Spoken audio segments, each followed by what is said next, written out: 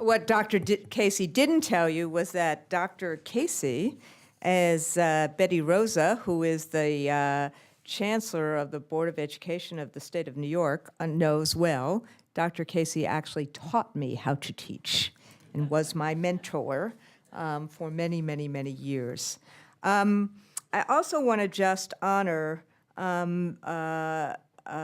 Mayor Maria Maita Melendez, who I thought I saw in the room, there she is, who is tireless, and the mayors of the municipalities in Puerto Rico have been the front lines that have, to the extent that the island has recovered, it's because of mayors like Mayor Melendez, and I'm really, really appreciative that she is here today. Yes, we should clap. I also want to just say that Mayor Yulene wanted to be here today, and just with the press of service was not able to get here. So I'm sending her regrets. So I want to thank Leo, and I want to thank the elected officials and the economists who have gathered here today. You can see from the agenda that this is a very different kind of agenda. This is not a left versus right agenda. The fact that Richard Carrion is here, the fact that several of the senators are coming through during the day, the fact that the Hispanic Federation is co-sponsoring this with us, what we are focused on is how to stabilize, how to sustain Puerto Rico's future. And I do especially want to acknowledge my dear sister, my union sister, Ida Diaz, who is going to do this amazing panel between Betty Rosa and Ida later on today. Ida, stand up, Ida, just for a minute so people see you. I know I'm embarrassing you. She's the president of the Asociación de Maestras de Puerto Rico, and she has fought tirelessly for decades to ensure that Puerto Rican families on the island have good schools for their kids and that educators are treated with respect and dignity. But no more has that fight become as intense as it has after Hurricanes Irma and Maria, and I've seen that with the mayors as well, like Mayor Melendez and Mayor Cruz. So I remember when, the association and the AFT joined forces together August 2017. I'm going to say that in. August 2017, we affiliated. And so, as you can imagine, I've been on the island often. But the first time I returned to the island after Hurricane Maria, I will never, ever forget that moment. I don't know how many of you have been on the island since the hurricanes. I don't know how many of you in this audience have been in war zones. But the devastation from the hurricane was what you saw on TV was not, didn't remotely match the actual devastation on the island. And this was 3 weeks after the hurricane had hit. There was no electricity. There was no safe water. Roads were impassable. Old San Juan was a ghost town. Mayor Melendez told us stories about what Ponce was like. But I also saw hope. Union nurses and other union, and the AFL sent other people down in a plane that United gave us for 3 weeks. Union nurses were there caring for people who were dehydrated, teaching people not to drink drink unsanitary water. Teachers cleaned schools with their bare hands. So did the municipal employees in Ponce. They tried to make schools distribution hubs for food and water. As I said, nurses and doctors treated patients in makeshift hospital wards. And as I said before, mayors like Mayor Melendez, they were the key to people ensuring that they had a lifeline in the absence of all others. And frankly, as Leo just said, when FEMA failed to take care of our fellow citizens after the storm, our fellow citizens, Puerto Ricans are American citizens.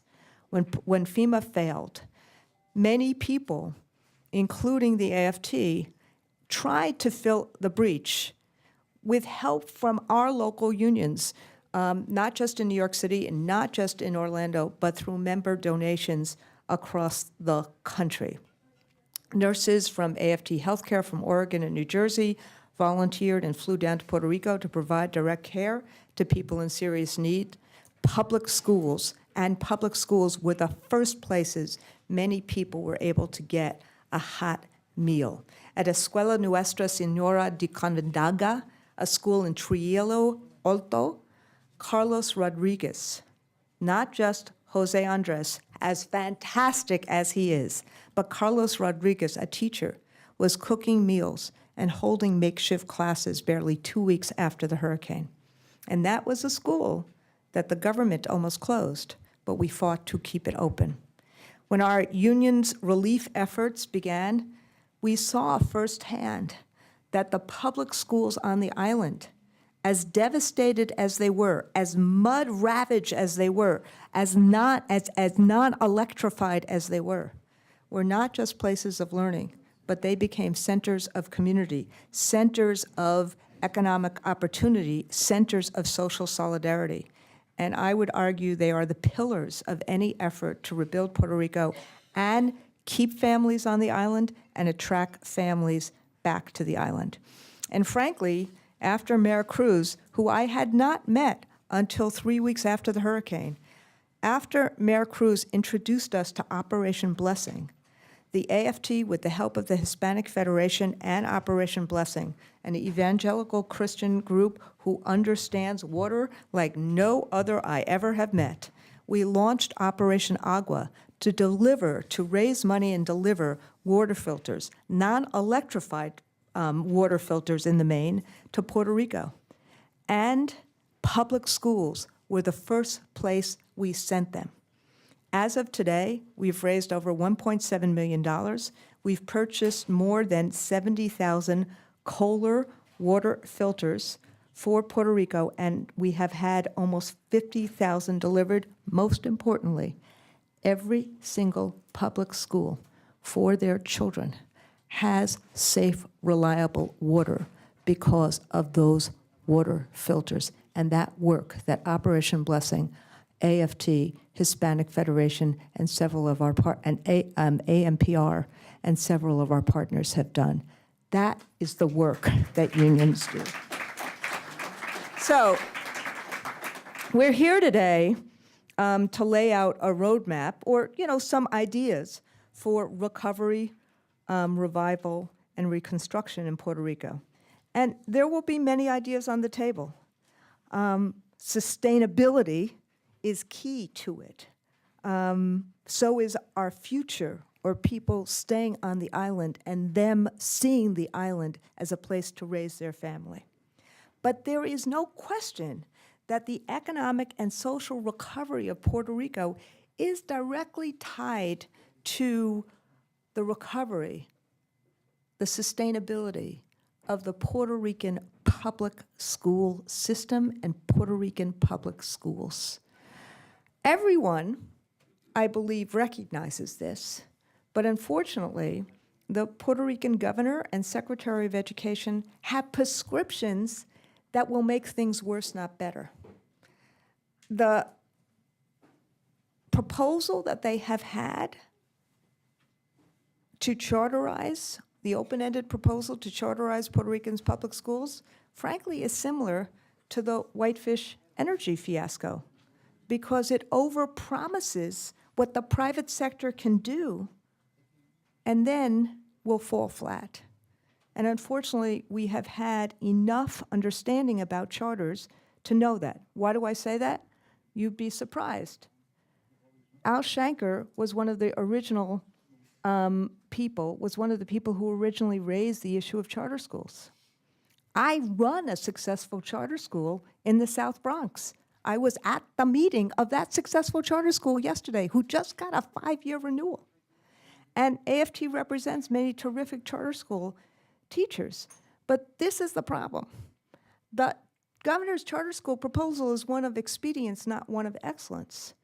And I'll talk about that a little bit more later on. Waste, fraud, and abuse are well documented in the charter section or the charter sector.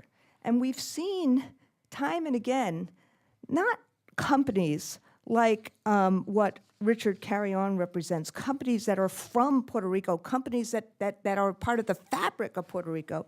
But frankly, we've seen time and again how folks from the mainland pounce on Puerto Rico's vulnerabilities to make a profit. Whitefish Energy was not the only scam. We see a cottage industry of people going to Puerto Rico to make a buck off the island's distress. We're not just in the power grid. And we are trying to raise those alarm bells when it comes to education. So the same people who want to get paid in the bankruptcy court before Puerto Rican citizens actually have sustainability, before Puerto Rican schools are adequately funded, want an even bigger payoff by privatizing Puerto Rico's schools. Why do I say that? I've seen the fraud, the mismanagement, the lagging achievement in some of these charters, including, for example, the charter that Governor Rosselli toured in Philly earlier this month when we were in on the island talking about charter schools. Aspira ranks amongst the lowest performing schools in Pennsylvania. And while, in general, 25% of charter schools perform better than traditional public schools, 31% produce results that are worse, and worse than anything else. When Philadelphia, when Puerto Rico's public schools do not have the money that they need, you cannot divert further funding from them. So let me talk in general about the economy first for a couple minutes, and then let me talk about the public schools and what they really need. So the truth is, before even the hurricanes, Puerto Rico was already lagging and already struggling. Fewer than 1 million out of 3.5 million people had jobs. Unemployment was double the rest of the United States. The island's population had dropped 10% since 2007, and now there have been more departures. Congress and Wall Street has failed Puerto Ricans. I don't, again, need to remind you that Puerto Ricans are U.S. citizens, not just when they come to the diaspora, but while they are on the island. They are American citizens. When Congress demands for Puerto Rico were agricultural, Puerto Rico produced sugar. When Congress changed the laws to incentivize pharmaceutical manufacturing, those industries flooded in. And in 2006, when Congress stripped away incentives for businesses to manufacture in Puerto Rico, a recession ensued, a recession that, frankly, we are still in the depths of.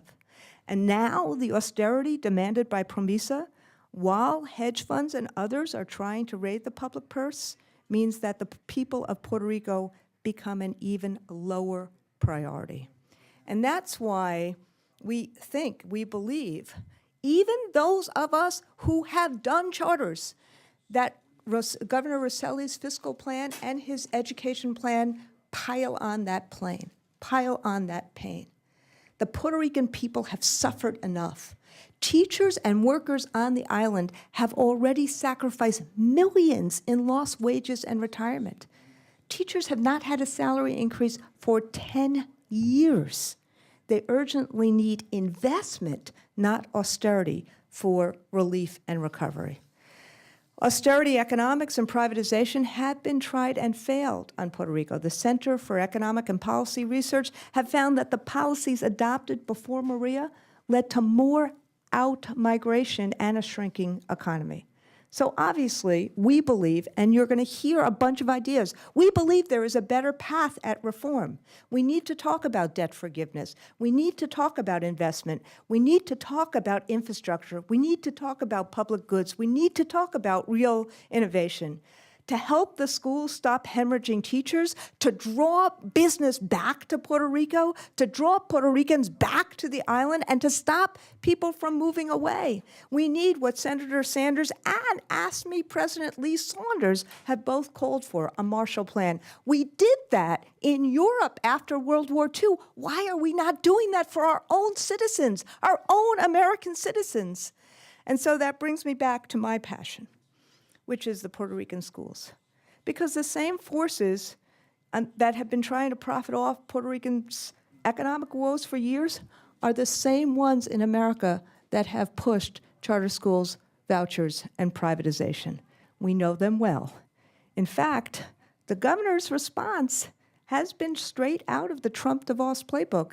In fact, Secretary DeVos praised the governor's efforts to push charters and vouchers. Look, I've met with the governor. I told him that he can't in one breath claim to support the things Puerto Ricans' kids urgently need, like strengthening technical and bilingual education, or the things that teachers need, such as professional development, or materials, or a living wage. He can't say that in one breath, and then in the second breath, say he's closing 300 schools, pushing a discredited voucher scheme, and diverting funds from Puerto Rico's public schools to charter chains. You can't do the first and the second.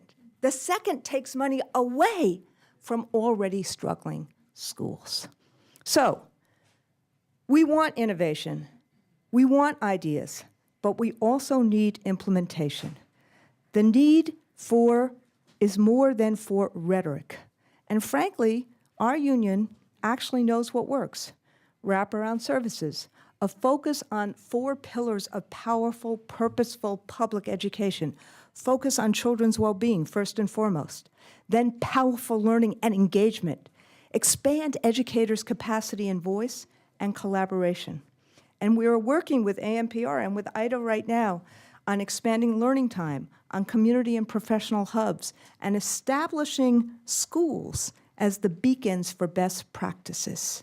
And frankly, part of our discussion leading up to the AFT-AMPR merger, or affiliation, excuse me, was that AMPR saw, IDA and her executive council saw what AFT and what AFT locals have done in the mainland to strengthen public schools. For example, if you can create sustainable community schools in Cincinnati and in New York City, why can't we do that in Maragüez?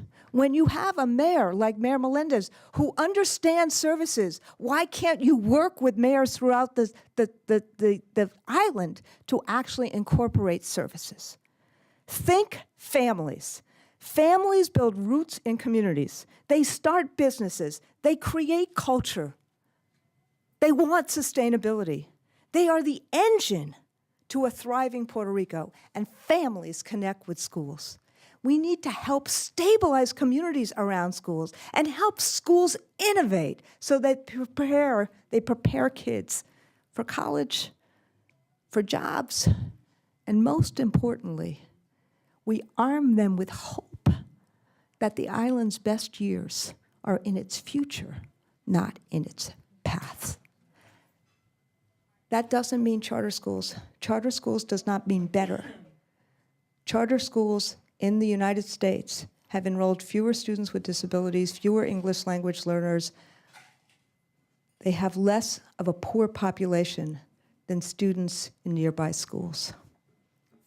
A Philadelphia charter school, for example, accepted applications only 1 day each year at the Suburban Country Club. My point is this: if we work together, if we build on really good ideas, we can rebuild an economy, we can provide a path to recovery and revitalization. We can support and stabilize teaching and learning in public schools and help Puerto Rico thrive. We can fight together the plundering that Wall Street and some in Congress have done. Working people across America want to help Puerto Rico thrive and the working men and women and families on that great and beautiful island. And what we're trying to do today is start and spark that conversation. Thank you very much.